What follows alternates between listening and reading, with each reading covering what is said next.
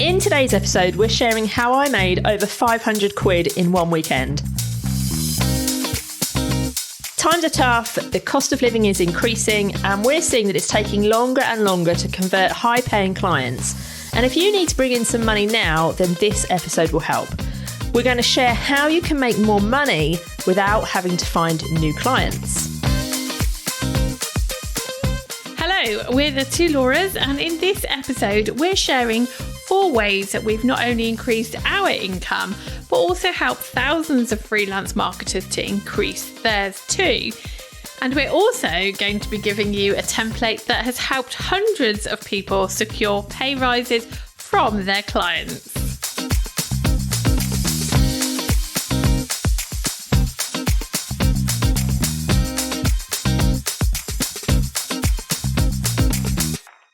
So, Laura, at the start of this episode, you said you'd made £500 in one weekend. So let's start here.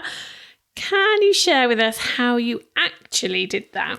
Yeah, so this was back when I was mainly focused on helping people with Facebook ads. And I, at the time, was hanging around in a Facebook group, which I do quite a lot.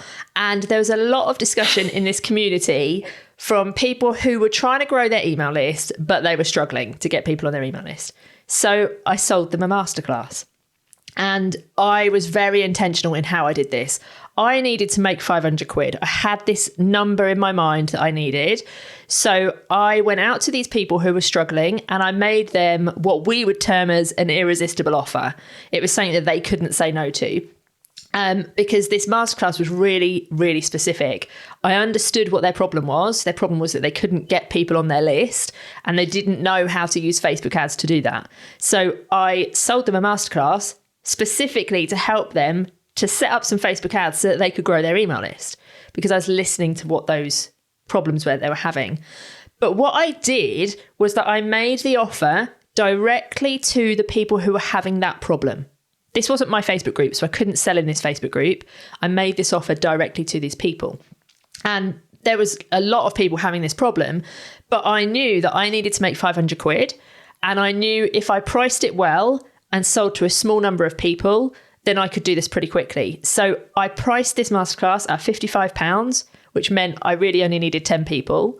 I ended up selling 11 spaces in that one weekend.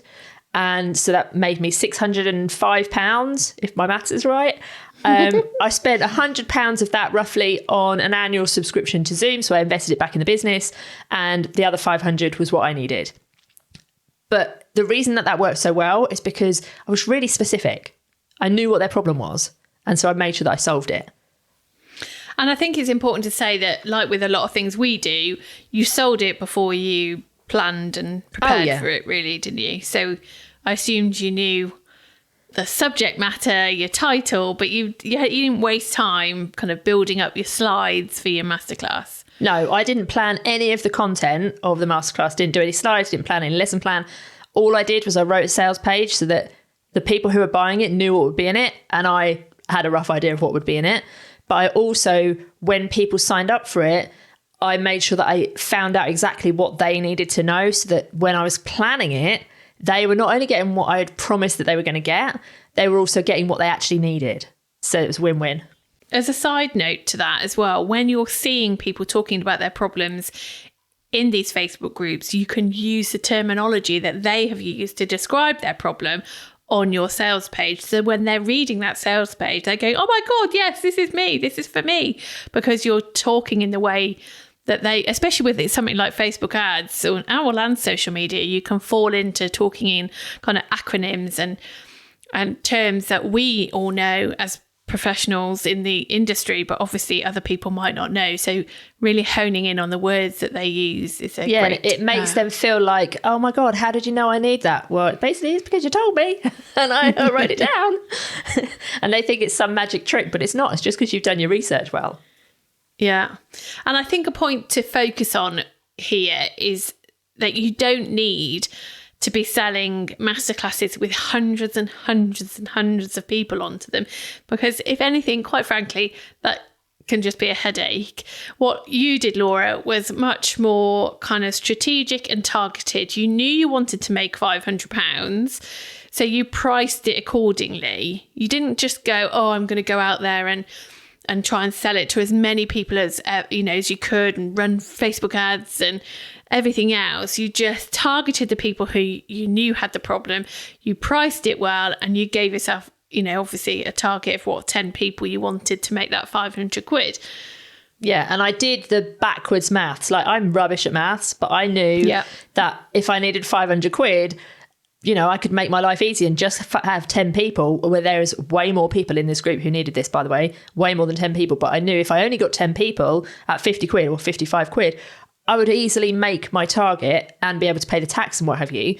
Whereas if I had priced it low, £27, and thought, oh, if I price it low, I might get loads more people. What if I'd still only got 10 people? I wouldn't have made my target. So I made sure that the maths worked for me so that I could really quickly just contact these people directly.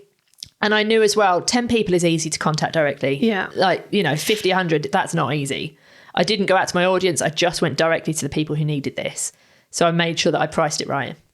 More to the point then, that you can ensure that masterclass you then create is really, really laser focused into what those 10 people, 11 people, however many it was, needed, as opposed to having hundreds and hundreds of people on. You don't know the problems of all 100 of those people. So you're not going to be able to target to them specifically in terms of obviously what you teach. Yeah, and actually a bonus that came out of this, because it was such a small group and it was almost like hands-on support, is a couple of them did end up booking power hours with me afterwards. So I did actually make more than £500. Nice. Yeah, so don't sit here and think, oh, well, I can't do this, I need loads of people, because actually you don't, as Laura's proved. You just need a small amount of people. And this is all about quick cash injection. So don't make it a big arduous task of wanting to get loads and loads of people. Just be really targeted, really specific. Yeah, definitely. But you don't have to have something of your own to promote. You don't have to create your own masterclass, for example, to promote. One thing that we are massive fans on, and this is the second way you can make money easily, is by becoming an affiliate and adding an affiliate income stream to your business. Now, like I said, we're big fans of affiliate marketing because it means that we win because we can make some money. The person who we're selling or promoting this affiliate thing for is getting their business in front of people, so they're making more money. And the people that we're showing it to, our audience, are winning because they're hearing about a product or a tool or a service or a course that they need. So it's like a three-way win, isn't it? There's 3 people involved in this and they're all winning in some way. And that's a really good way to top up your income. You don't need to do more work to deliver it or create something. You don't have to go and create a course or learn how to do something so you can go and teach somebody else or deliver another service, because somebody else is already doing that. You're just going to help them to promote it, and you're going to get a kickback for doing that, which is really good. Yeah, 100%. And it can be really profitable way of bringing in money. I have to say, though, it is really important that you're really authentic with your affiliate marketing. Don't just start chucking affiliate links left, right and centre for anything you fancy. It's got to be relevant to your audience, importantly, because otherwise you're just going to annoy your audience if you start talking about products and courses, etc., which aren't relevant. So what would not be relevant? Give an idea of something that it wouldn't be relevant if somebody's thinking of promoting something. Okay, so if your audience is a bunch of copywriters, you wouldn't try and sell them a copywriting AI tool. Yeah. You just wouldn't do it, because obviously copywriters want to write copy. Yeah, that would upset them. Yeah. So it's there's that tool, isn't there? I can't think what it's called. Oh, or maybe I shouldn't name names, but its marketing kind of strapline is replace your social media manager or something along those lines. So we're not going to promote that because we don't want to replace social media managers. And we've had a look at that tool and it's really crap as well. So you have to be really authentic, but you have to make sure it's relevant. And you have to actually believe in that product and preferably have used it. We use all of the products and tools that we've used and we are affiliate partners for. it just wouldn't be authentic, or it wouldn't come naturally to us to promote something that we've never ever used or heard of. And we've before. been asked, haven't we? We have been asked to be affiliate partners for different tools and different courses that we've never looked at or tried, or courses that we've taken. And we've always said no, because how can we really authentically promote something that we don't know anything about? We don't know if it works. We don't know if it's right for our audience. It's just morally even, it's just not right to do that, is it? Yeah, no, it's not good. Okay, so if someone signs up, say, right, okay, I'm going to go and be an affiliate partner for XYZ, what do they do now? How can they actually be really strategic about promoting that affiliate partnership? Okay, so the first thing you're going to do is you're going to go and put it all over your website, and you're going to hope that loads and loads of people come and click on that link. And that's not how affiliate marketing works, unfortunately. Like, yes, if you're amazing at SEO, you could probably write a brilliant blog and get people on there and clicking through your links every now and then. But the best way to make money as an affiliate partner is to be strategic and to almost treat whatever it is you're promoting as if it's your own product, and put it in your content plan, actually promote it, hold a launch for it even, to really be strategic about how you promote that tool, course, product, whatever it is, to your audience in like a period of time, how you're telling them why they need it, how it's benefited you. All the same things that you would normally do to be selling something, you would do for this affiliate thing. And then you can also, depending on what it is that you're promoting, you could add bonuses. So sometimes this works really well. For instance, if you were promoting a course and you offer something within your business that's relevant to that course that would help somebody get the results quicker or faster or easier, you could offer that as a bonus. And then therefore they're more likely to go through your link to buy whatever that thing is, that course or whatever, rather than to just go direct. So if you can add a bonus of some sort, then that's a really, really good way of getting people to use your links as well. But it's all about being strategic and treating it as though you're selling something, not just hoping that someone's going to click a link. Here's my affiliate link, please click it. No, that doesn't work. Yeah, wouldn't it be nice if everyone just came and found everyone's links and just clicked on them? It's like, unfortunately, totally. It's not that easy, is it? I think it is worth pointing out that you do need to be careful in terms of promoting or using affiliate links in other people's audiences. This is like a pet hate of mine. We forever have people trying to share affiliate links in our Facebook group, the Social Media Managers Hub. It's got, 7,000 people in there. So yes, if there's a tool that these social media managers are going to want, of course people are going to try their luck, aren't they, and use their affiliate links. But we are hot on it because it's just like a lot of groups have rules, and it's one of our rules for the group is no external links and no affiliate links. So just check first. That isn't just because we're being horrible. That's because we don't want our audience to be exposed to something that might not be something that's a good fit for them, and then it doesn't work for them. And who do they remember for that? They remember us. They don't remember the person whose link they clicked on. So it's not just because we're being awkward. Yeah, I think the important point is to just check if you want to use an affiliate link in groups, particularly whether it be LinkedIn groups or Facebook groups. If that's owned by a business, just make sure what their rules are. If they're not clear on their rules, go and ask them and say, you wanted to share this, you think it would be useful to some of their audience, would you mind? Sometimes you'll get a yes. I think rarely, to be honest. So the best thing is try to find products that are relevant to the audience that you've already built up on your own marketing. Definitely. And also just make sure that you're correctly labeling those affiliate links, and you need to follow the platform rules that you're promoting on, but you also need to make sure that you're following your country's advertising regulations and laws. So make sure wherever you're based, you know what those laws are, and just, try not to make any mistakes when it comes to that, because it can be a bit dodgy ground.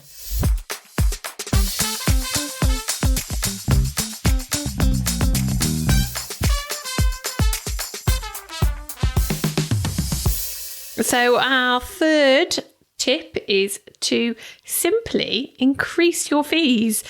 We surveyed more than 300 freelance social media managers from around the world to find out how much they earn. And in many cases, we were absolutely horrified of how little people were charging for their services. So for a large proportion of the people who filled out that questionnaire, I can tell you now, there is wiggle room for you to be increasing your fees, sometimes like 10 times over. So sometimes we always think, oh, I need more money. Oh, I'm going to go and find a new client. Whereas actually we can just look at the customers that we already have, and you can obviously increase your fees. So we'd really encourage you to continually as well factor this in to increase your fees on a regular cycle. Yeah. Like you used to do this like annually, didn't you? Yeah. So I always do it after the first 3 months of working with a client, because as I'm sure you can relate to, you take on a client and then 3 months later, the scope of that work is way different to how it was originally presented to you. So yeah, I always review after the first few months, and then every year thereafter, I will increase my fees. And also during that year, if the scope changes as well, you would increase it then as well, wouldn't you? Definitely. Yeah. So yeah, if they added additional services, I'd be like, yep, it'll cost you X, Y, and Z.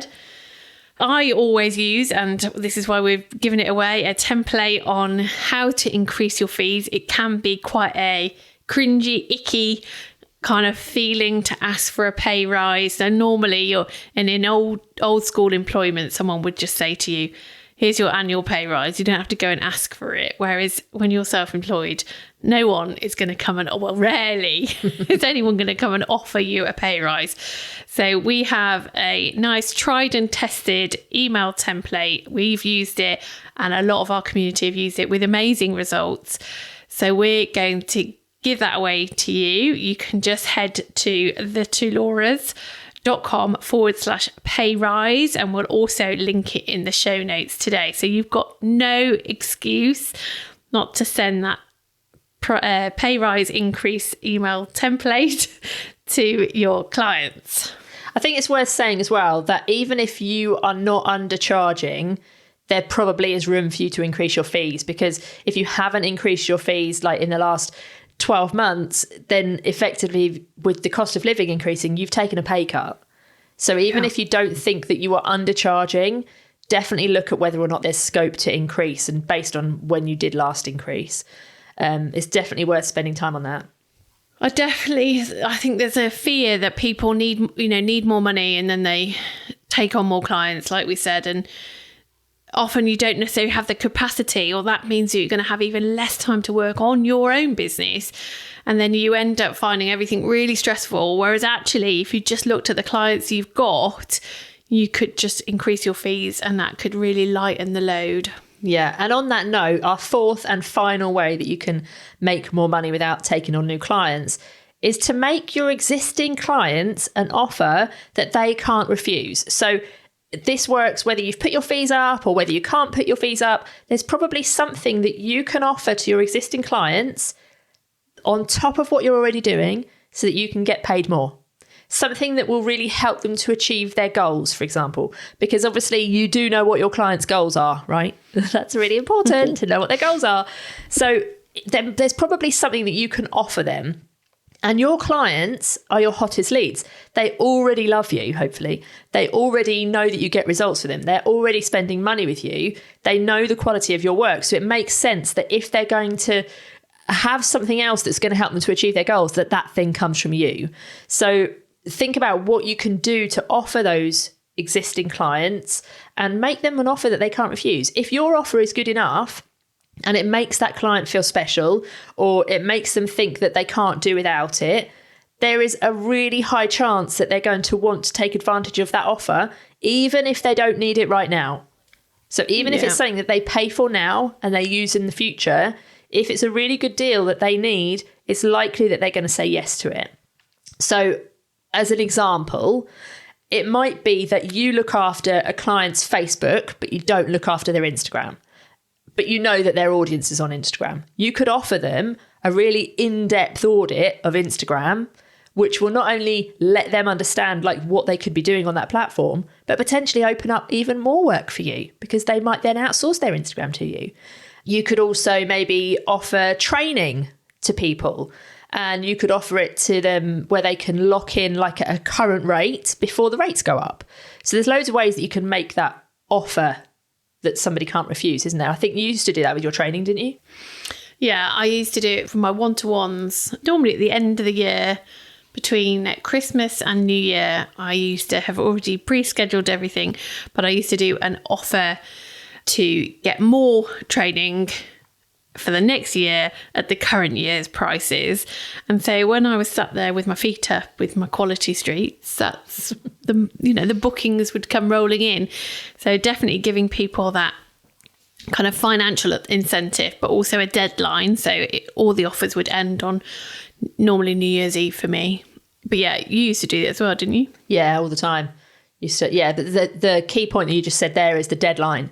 If somebody doesn't have a deadline, then they've got no reason to make a decision. And if you want to make money quickly, you need them to make that decision. So by adding that deadline in, that's really important. So when I was putting my fees up for my training, there would be a deadline where they had to pay before a certain date, or they would then obviously pay the increased fee. That deadline is so crucial when it comes to things like this. For all of the things that we've spoken about, like even with the affiliate marketing, if you're offering the bonuses, there needs to be a deadline on those. The masterclass, there was a deadline that people had to sign up for. So all of those things need to have a deadline for sure to make them work really well.